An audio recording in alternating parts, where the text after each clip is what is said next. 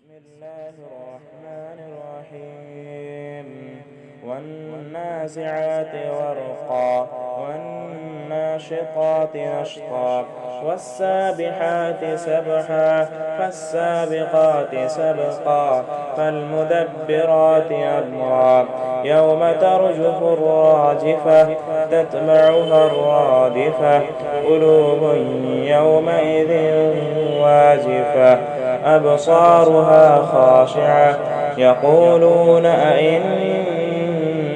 لمردودون في الحافرة أئذا كنا عظاما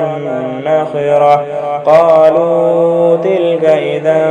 كرة خاسرة فإنما هي زجرة واحدة فإذا هم بالساهرة هل أتاك حديث موسى إذ ناداه ربه بالواد المقدس طوى اذهب إلى فرعون إنه طغى فقل هل لك إلى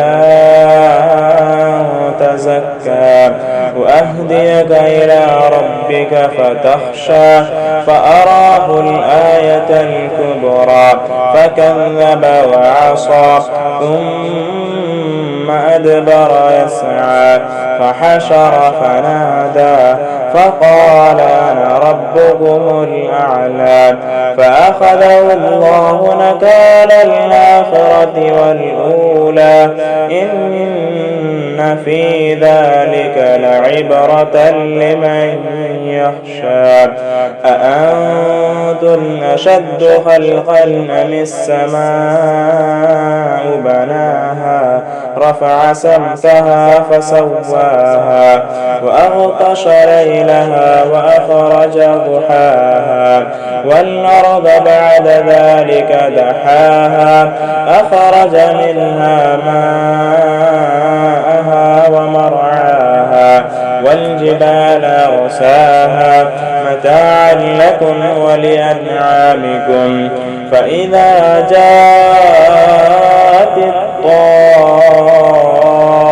الكبرى يوم يتذكر الإنسان ما سعى وبرزت الجحيم لمن يرى فأما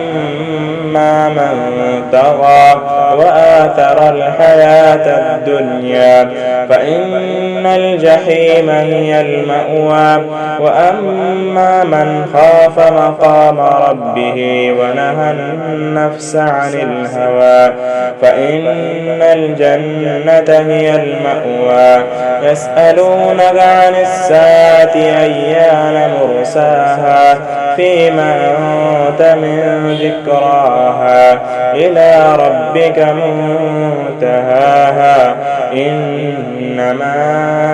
أنت منذر من يخشاها كأنهم يوم يرونها لم يلبثوا إلا عشية أو ضحاها.